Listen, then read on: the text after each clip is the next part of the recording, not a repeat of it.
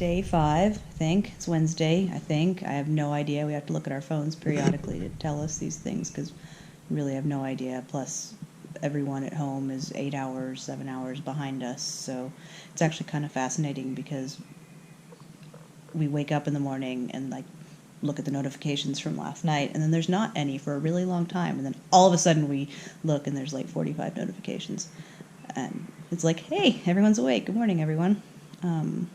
So we're living in the future.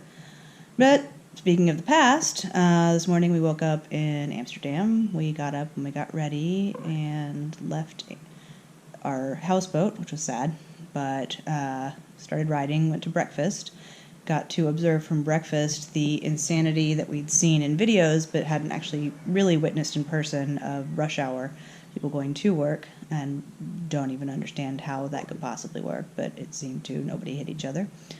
And then we hit the road and left Amsterdam, and things got really calm again. We went through a lot of really pretty places, including, so they have cattle guards here, except that they're really, really not at all like Texas cattle guards that want to kill your bike, and if you try to walk across them, you would die. These are sort of like pieces of kind rebar laid across, and they're really easy on the bike. They are a little bumpy, but not too bad. So we've ridden over quite a few of them and thought they might be cattle guards, but we'd never seen anything that they were guarding. Today, we finally found a whole bunch of sheep. We were just riding along, and then all of a sudden, there was what looked like a dead sheep on the side of the road. And then I realized, no, it was just sleeping sheep, and it was surrounded by little lambs, and so we immediately just hit the brakes, and then looked around to make sure there was no one behind us that we would have killed by hitting our brakes. I parked my bike, and we just walked around and said hi to all the sheep.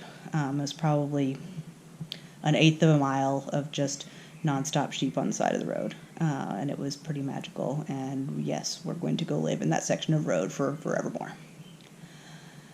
And then we continued riding, and nothing too exciting happened for a while. It was really pretty. We passed by a whole bunch of school children, like 100, just on bikes. Must have been a field trip. Certainly you don't ever take 100 children on a field trip on bikes in the U.S., but they do here apparently. Right after that, we turned down some roads, and we went by kind of a construction area, and we figured the bike path must turn right because there was a construction area ahead of us, and we turned right, and then things got a little dirt instead of road, and then we got to a obvious, this barrier is not supposed to be crossed. Do not cross this barrier. So we clearly crossed that barrier and got a little further, and then the road just ended, and there was a river or stream. No bridge, though, and so the road that we were supposed to go on, we could not go on.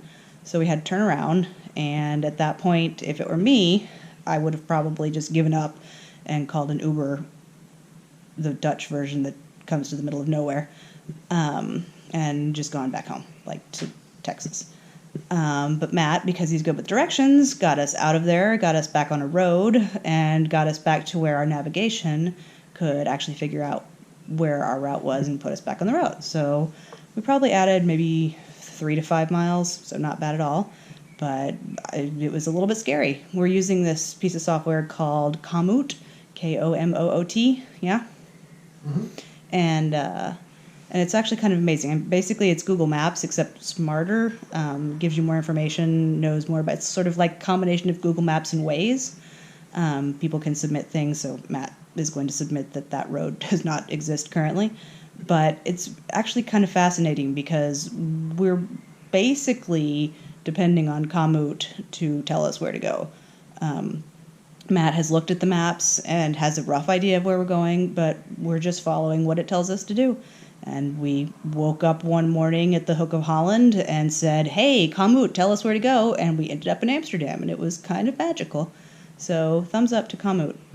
Other than that, we rode along the sea/water for a long time with a whole bunch of windmills, which was really pretty, except that there were a trillion bugs, and that was really terrible.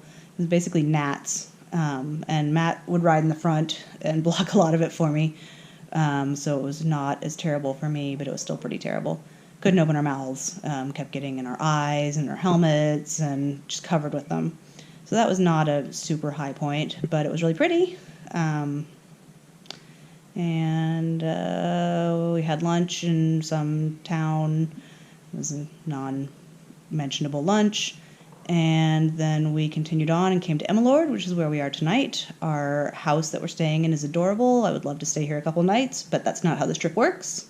So we went out for some Italian food, as one does when one is in the Netherlands.